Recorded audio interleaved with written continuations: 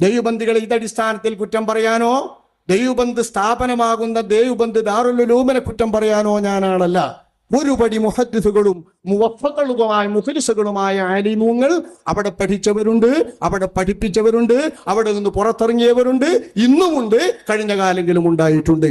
പക്ഷേ ഇപ്പൊ കുറച്ച് ആളുകള് തനി വഹാബിസമാണ് അതിന്റെ പേരിൽ പറഞ്ഞു നടക്കുന്നത്. ദേവബന്ദ് ദാറുൽ ഉലൂമിന്റെ പേരിൽ അക്കാദമിയ നിലയിൽ ദേവബന്ദ് ദാറുൽ ഉലൂമിൽ നിന്ന് ദേവബന്ദ് ദാറുൽ ഉലൂമിനെ പരിചയപ്പെടുത്തുന്ന തടിച്ച അറബ് ഗന്ധമുണ്ട്. അതിലും തനിച്ച വഹാബിസമാണ് പറയുന്നത്. ഷെയ്ഖ് മുഹമ്മദ് ബിൻ അബ്ദുൽ വഹാബിനെയും ഇബ്നു തൈമിയ്യയുടെയും ആശയങ്ങൾ തന്നെയാണ് ഞങ്ങൾ പഠിപ്പിക്കുന്നത്. അതാണ് ദേവബന്ദ് ദാറുൽ ഉലൂമിന്റെ യഥാർത്ഥ നില എന്ന് അക്കാദമിയ രീതിയിൽ പഠിപ്പിക്കാൻ പരിചയപ്പെടുത്താൻ തയ്യാർ ചെയ്യപ്പെട്ട അറബ് ഗ്രന്ഥത്തിലുമുണ്ട്. അപ്പൊ നമ്മൾ സംശയിക്കണ്ട, അതൊക്കെ പുതിയവരുടേതാണ്. ഇത് കഴിഞ്ഞ് ഫിഖ്ഹിനേക്കാൾ സ്ഥാനം ഹദീസ് പഠനത്തിന് നൽകുന്നുവോ, വിശ്വാസശാസ്ത്രത്തെക്കാൾ സ്ഥാനം ഹദീസിന്റെ പഠനത്തിന് നൽകുന്നുവോ എങ്കിൽ അപ്പോ നമ്മളെ പഠനം കുറച്ച് തകരാറാവും, ലേശക്ക് കുഴപ്പമാവും. മദ്ഹബുകളൊക്കെ ഹദീസിന്റെ അടിസ്ഥാനത്തിൽ കുഴപ്പാക്കാൻ തിരിഞ്ഞാൽ വസുവാസ് കൂടും. ആ വസുവാസ് കൂടിയാ ബിദ്അത്ത് കൂടും. അങ്ങനെ ബിദ്അത്ത് കൂടിയാ പണ്ട് മുഹമ്മദ് ബിൻ അബ്ദുൽ വഹാബിനെ എന്താ പറഞ്ഞതെന്ന് വെച്ചാൽ അതിന് മാറ്റിയിട്ട് പിന്നെ നല്ല സുന്നയായിട്ട് അയാൾ അവതരിപ്പിക്കേണ്ടി വരും. ഇത് ഒരു പറ്റം ദൈവബന്ധികളെ ഇത് ബാധിച്ചത് ഞാൻ പച്ചക്ക് വായിക്കാം.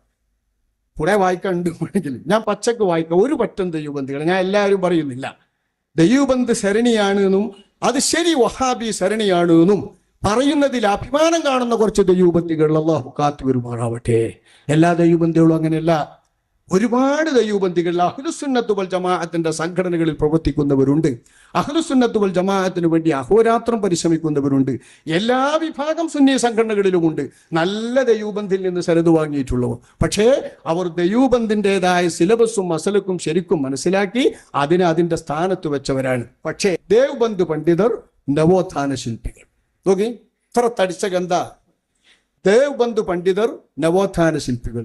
ഇവിടുത്തെ എല്ലാ നവോത്ഥാനവും ദേവബന്ദ് പണ്ഡിതരിൽ നിന്നാണ് ഉണ്ടായത്. പൊന്നാനി സിലബസ് അടക്കമുള്ളതൊക്കെ ദേവബന്ധികളുടെ സംഭാവനയാണ്. പൊന്നാനിക്കാർ മറിച്ച് വന്നിട്ടുണ്ടോ അവിടെ കേടുണ്ട് എന്ന് അതിലാകെ വിവരിക്കും. ദേവബന്ധിന്ന് അപ്പുറം വിട്ടിട്ടുണ്ടോ കേടുണ്ട്. എന്നിട്ട് ആ ദേവബന്ധിനെ വർണ്ണിക്കുന്നതിൽ ദേവബന്ധിന്റെ വിലമാക്കന്മാരുടെ മസലക്ക് വിവരിക്കുന്ന ഭാഗം നോക്കി. ഷെയ്ഖ് മുഹമ്മദ് ബിൻ അബ്ദുൽ വഹാബുൻ നജ്ദി, അതെന്നെ തെറ്റാ. ഷെയ്ഖ് മുഹമ്മദ് ബിൻ അബ്ദുൽ വഹാബുൻ നജ്ദി എന്നാണ്.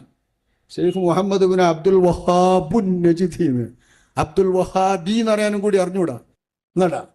മുഹമ്മദ് ബിൻ അബ്ദുൽ വഹാബുൻ നജ്ദി. ഷെയ്ഖ് മുഹമ്മദ് എന്ന് പറഞ്ഞതിന്റെ സിഫത്താണ് അബ്നു അബ്ദുൽ വഹാബി ആണ്. അബ്ദുൽ വഹാബിന്റെ വഹാബ് മനസ്സിലാക്കണേ. ഷെയ്ഖ് മുഹമ്മദ് ബിൻ അബ്ദുൽ വഹാബുൻ നജ്ദി ഇതിൽ എഴുതി നോക്കി. വല്ല കെട്ട ദൈവബന്ധികൾക്ക് ഇതുമായുള്ള ബന്ധം എന്താണ് എന്ന് ദൈവബന്ധി മസലക്കിനെ വിവരിക്കുന്നവർ പറയണേ. ഞാനിതിനാളല്ല. ദേവബന്ദികളെ ഇതടിസ്ഥാനത്തിൽ കുറ്റം പറയാനോ ദേവബന്ദ് സ്ഥാപനമാകുന്ന ദേവബന്ദ് ദാറുൽ ഉലൂമിനെ കുറ്റം പറയാനോ ഞാനാളല്ല. ഒരുപടി മുഹദ്ദിസുകളും മുവഫ്ഫഖുകളുമായ മുഖ്ലിസുകളുമായ ആലിമൂങ്ങൾ അവിടെ പഠിച്ചവരുണ്ട്, അവിടെ പഠിപ്പിച്ചവരുണ്ട്, അവിടെ നിന്ന് പുറത്തിറങ്ങിയവരുണ്ട്, ഇന്നുമുണ്ട്, കഴിഞ്ഞ കാലങ്ങളിലും ഉണ്ടായിട്ടുണ്ട്. പക്ഷേ ഇപ്പൊ കുറച്ച് ആളുകള് തനി വഹാബിസമാണ് അതിന്റെ പേരിൽ പറഞ്ഞു നടക്കുന്നത്. ദേവബന്ദ് ദാറുൽ ഉലൂമിന്റെ പേരിൽ അക്കാദമിയ നിലയിൽ ദേവബന്ദ് ദാറുൽ ഉലൂമിൽ നിന്ന് ദേവബന്ദ് ദാറുൽ ഉലൂമിനെ പരിചയപ്പെടുത്തുന്ന തടിച്ച അറബ് ഗന്ധമുണ്ട്. അതിലും തനിച്ച വഹാബിസമാണ് പറയുന്നത്.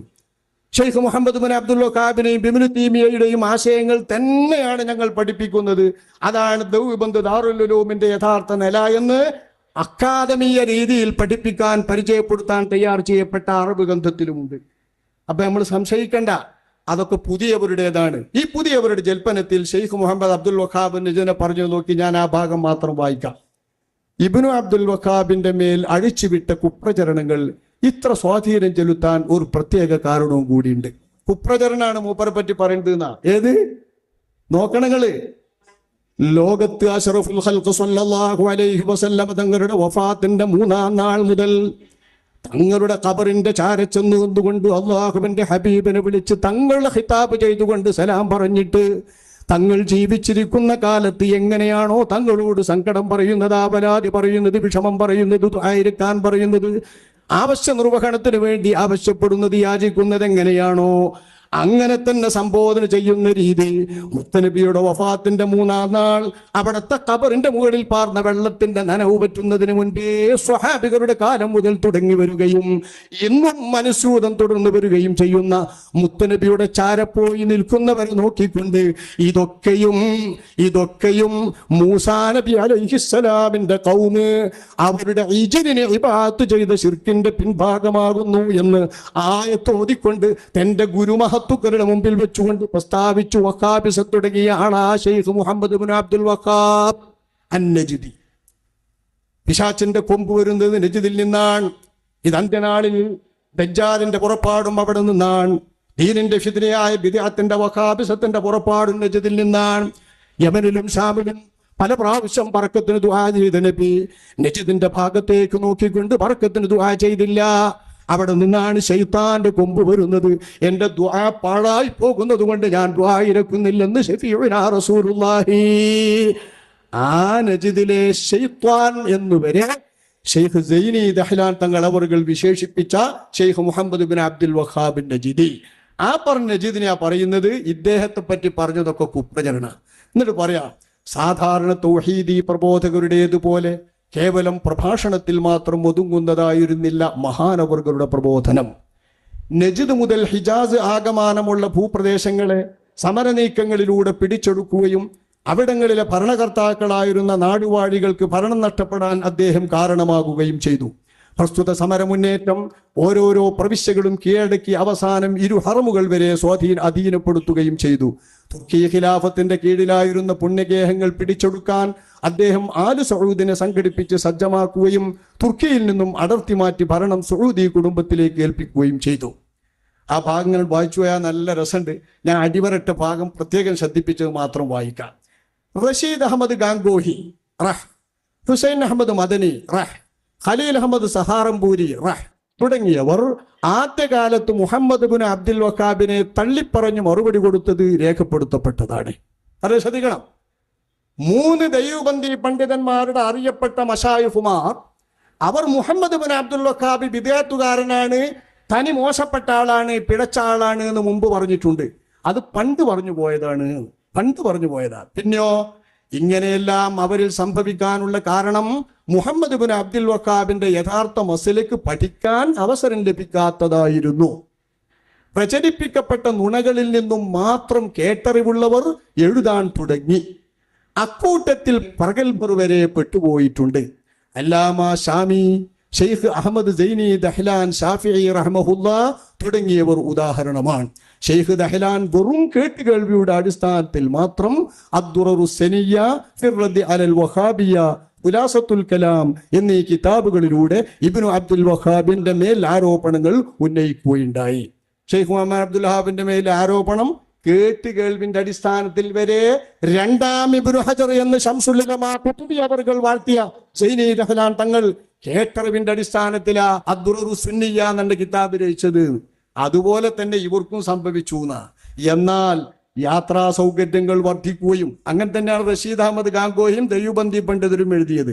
എന്നിട്ട് പറയാ, എന്നാൽ യാത്രാ സൗകര്യങ്ങൾ വർദ്ധിക്കുകയും ഇന്ത്യയിൽ നിന്നും ധാരാളം ആളുകൾ സൗദി ഭരണകൂടവുമായി അടുത്തിടപെടുകയും ചെയ്യുന്ന ഇക്കാലത്ത് മുഹമ്മദ് ഇബ്നു അബ്ദുൽ വഹാബിനെയും അദ്ദേഹത്തിന്റെ ഗ്രന്ഥങ്ങളെയും വായിച്ചറിയാൻ കഴിഞ്ഞിട്ടും പഴയ വിവരക്കേടു തിരുത്താതെ മുന്നോട്ട് പോകുന്നുവെങ്കിൽ പരലോക വിചാരണയേക്കാൾ ഈ പണ്ഡിതർ ഭയക്കുന്നത് അവരായി തെറ്റിദ്ധരിപ്പിച്ചു കൂടെ നിർത്തിയ അനുയായികളെയാണ്.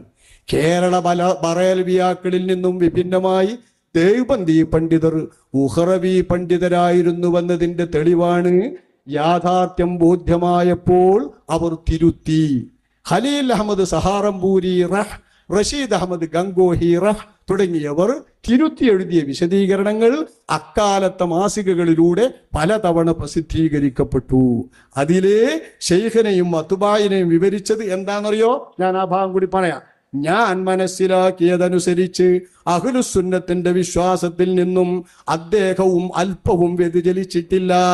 അധികം നജ്ദുകാരും ഖുർആൻ പഠിച്ചവരാണ്. ഖുർആൻ മനഃപ്പാഠമാക്കിയവർ ധാരാളമുണ്ട്. ജമാഅത്തായി നമസ്കരിക്കുന്നതിൽ വലിയ ശ്രദ്ധയുള്ളവരാണ്. മദീനയിൽ കഠിനമായ തണുപ്പുള്ള ഈ ദിവസങ്ങളിലും നജുദുകാർ കൃത്യമായി സുബഹിക്ക് മസ്ജിദുകളിലെത്തുന്നു. ചുരുക്കത്തിൽ ഈ ജനതയുടെ ദീനീയായ അവസ്ഥ വളരെയേറെ തൃപ്തികരമാണ്. അക്കാബിർക്കെ ഖുതുബ്, ദൈവബന്ദി പണ്ഡിതന്റെ ഗന്ധം പറയാ, ഷെയ്ഖ് മുഹമ്മദ് അബ്ദുൽ വഹാബും കൂട്ടരും നല്ല പേവില്ലാത്ത ആൾക്കാരാണ്, നല്ല കൂട്ടരാണ്. ഇനി പറയൂ, ദേവബന്ദി പണ്ഡിതർ വഹാബികളാകുന്നു എന്ന് സ്വയമായി തന്നെ അവതരിപ്പിക്കുകയാണ് അവരിൽ ഒരു വിഭാഗം. അൽ കൗസർ ഉലമാ കൗൺസിലാണ് ഇത് പ്രസിദ്ധീകരിക്കുന്നത്. അൽ കൗസർ ഉലമാ കൗൺസിൽ. സ്വലാത്തു നാരിയെ ചൊല്ലിയാൽ ബിദ്അത്താണ്, നരകത്തിലെ സ്വലാത്താണ്, മൗലിദോദിയാൽ ബിദ്അത്താണ് എന്നൊക്കെ ഫത്വ നൽകാൻ മടിയില്ലാതെ നിർലജ്ജം എഴുതിക്കൊണ്ടിരിക്കുന്നവരാണ് ഈ വിഭാഗം. ഈ വിഭാഗമാണ് ദൈവബന്ദി പണ്ഡിതന്മാർ ഈ ഹദീസ് പഠനം കേരളത്തിലേക്ക് വന്നത്, കോളേജിലൊക്കെ വന്നത് എന്ന് പറയുന്നത്. മഅദല്ലാഹ്, ഇത്തരം ചിന്താഗതിയിലേക്ക് കൊണ്ടുപോകും നമ്മുടെ ഹദീസ് പഠനമെങ്കിൽ ആ ഹദീസ് പഠനം നമുക്ക് വേണ്ടേ വേണ്ട.